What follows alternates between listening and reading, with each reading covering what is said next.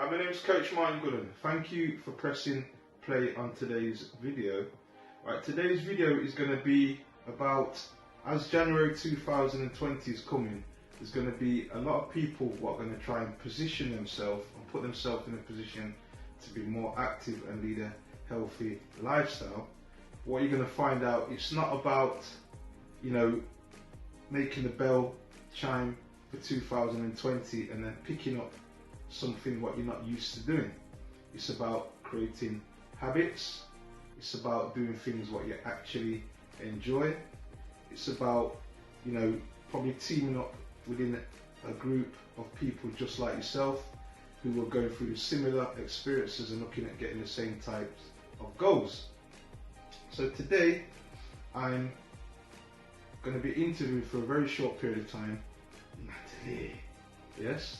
So Natalie has made it very clear that sometimes she kind of struggles with being consistent and actually being active within a lifestyle. Now, for me, being active is a broad number of things, and not only is it a broad number of things, it's not just about going to the gym.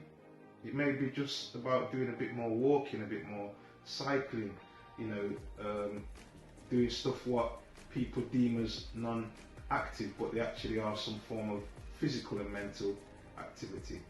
Right, Natalie, so what I want you to do is share your experience of exercising, and if you can share the reason why you've been stated that you're not very consistent with your exercising regime.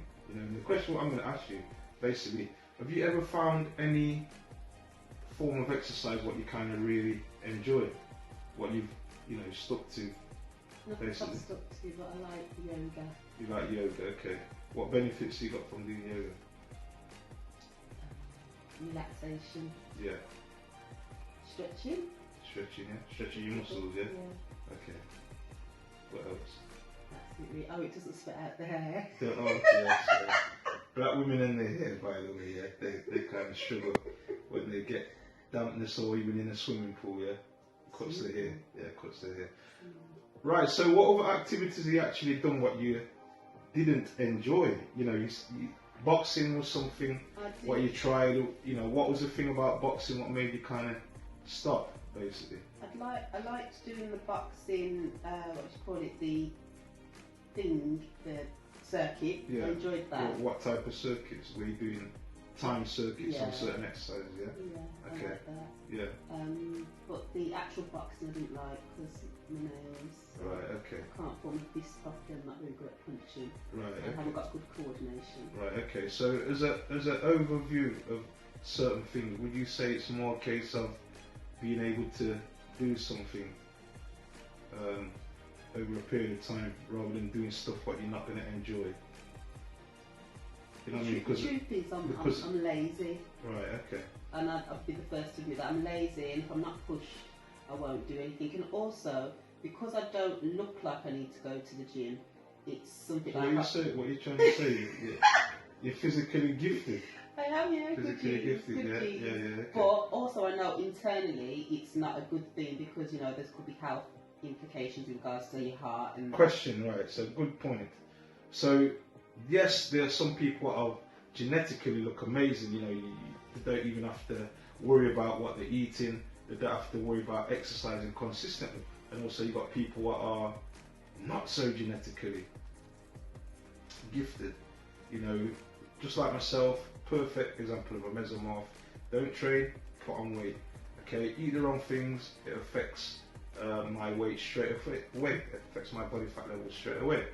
So you come up on a good point there. Just because you may be genetically gifted, i.e., you can eat anything you want, you don't have to train, and you still have the point where you can still see your muscle definition and not your fat. Yeah, there is still benefits from being consistent and active.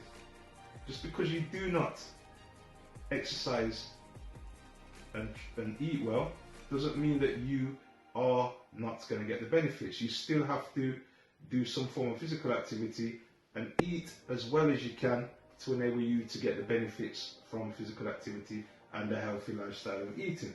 Yeah? Okay, great. So elaborate.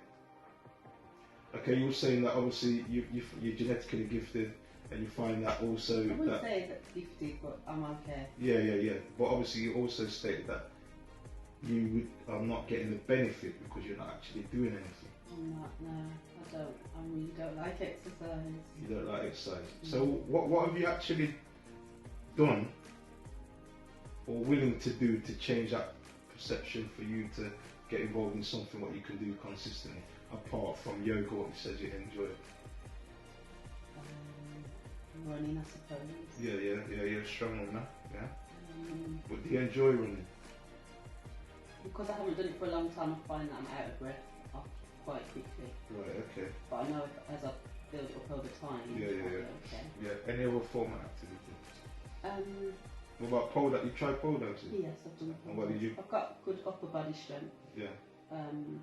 So yeah, pole dancing. But I didn't see that as an exercise. That was more activity. That was like really cool. I did that, but then I didn't keep it up. Right. Okay. Right. So let's go on to one more point before we sign off for this week.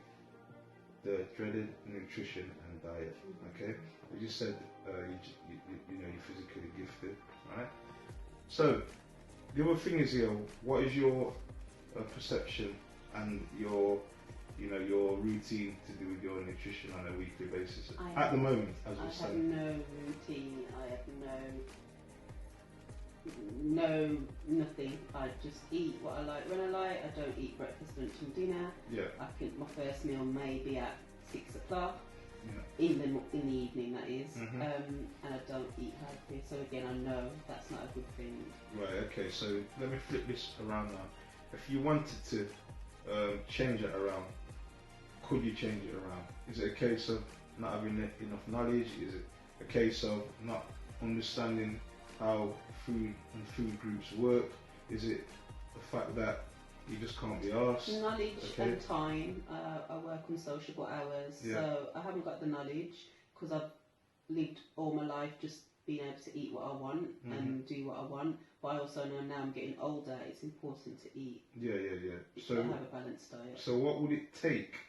Okay, apart from the knowledge side, the knowledge side, obviously you would have to hire somebody to enable you to get that knowledge, or you would have to research and get that knowledge yourself. So what would it take for you to reverse that around and try and get the benefits from also eating very healthy? Okay, apart from the support side, which you obviously stated that you would have to generate high determination and willpower. Right. Okay. What happens when the willpower runs out? Someone to encourage me to have that willpower. Okay. So this is what I'm going to say. Yeah. That's what, if you don't mind me, can I say? Okay. Right then. So what I'm going to say here is, what you generally find is that, you know, you can read in a magazine, you can read what celebrity people are doing, and we tend to kind of follow what they're actually doing. And generally, it's not actually even geared towards you as an individual. You know, you haven't got the time to prepare foods all day because work, family, gets in the way. That's one. Two, it's not geared towards you. Yeah, there's foods what these programs and plans are doing for you and telling you to follow. They're not geared towards you. Okay. One, there's foods within the plan what you may not like, what you may have a certain allergic reaction to. Okay, which are foods what you just don't like. So that's number two. The other thing as well, you have to have some form of foods in there which can be deemed as you having a treat. You know, if you like a bit of chocolate, you know, once every 3 days, every 4 days, have a bit of chocolate. You know, if you like a beer, why not at the weekend, you know, kind of congratulate yourself by eating very well through the week by having a beer. Okay, I find that a lot of these plans, a lot of these things what you read in the media, okay, is not allowing people to have some form of enjoyment with food. Yeah?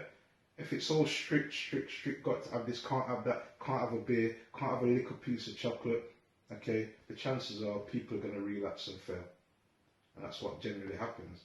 Because it's so strict that people are not able to kind of follow, you know, a plan what somebody else has set up or a plan what they've seen in the media, what isn't going to work for the individual because they just can't follow it. It's not real. They've got children are, you know, crisps are going to be in the cupboard, chocolate's going to be in the cupboard, and people feel guilty because they've actually had one little piece of chocolate or a little bit. So, you know, my perception and my reality is that you need to understand that you can eat well for so many days, but also treat yourself also. Okay, and that's what I think a lot of people do not do. They're just so strict, so tomorrow they're going to change and they're going to just follow something very new, what they're not being able to, you know, they're not done for no time at all. Okay, not create the habit over days, not worked it out mentally in their head as to how am I going to actually stick with this plan, you know, what's in this plan, what I don't like, etc. So yeah, that's why I think a lot of people fail when it comes to the nutritional side. Okay, I don't know if you agree with that, but yeah, you know, I've been doing it long enough to know how people have to get their mind around it rather than somebody barking and harking at them what they actually should be doing. Okay, because as I said, sometimes it's a habit of years as to why then you just want to actually change them by the flip of a switch to something what they're not actually used to. Yeah. Right, so that is the video for this week. What I want to say is, do remember 2020 is soon upon us. Okay? Don't look at it as a big task overnight, what you're just going to all of a sudden change. Look at it as small changes of habits within your lifestyle. As I say, small little bricks. All these bricks build up a house. Okay? One brick for one thing, nutrition. One brick for exercise. One brick for consistency. One brick for what type of exercise am I going to be doing. Another brick for, oh, I missed today's session. Okay, but never mind, I've got another brick what I'll put in front of that brick tomorrow. Yeah, so they're all building blocks of habits. Okay, and these habits are going to enable you to build a strong structure. Okay, and this strong structure is going to be the thing what's going to bring you benefits and consistency within what you want to actually achieve. Okay, so I hope you like watching the video. Thanks for pressing play. I'm going to say bye-bye, and also bye. You're going to say what? Bye. Yeah? Okay then, so thanks for pressing play.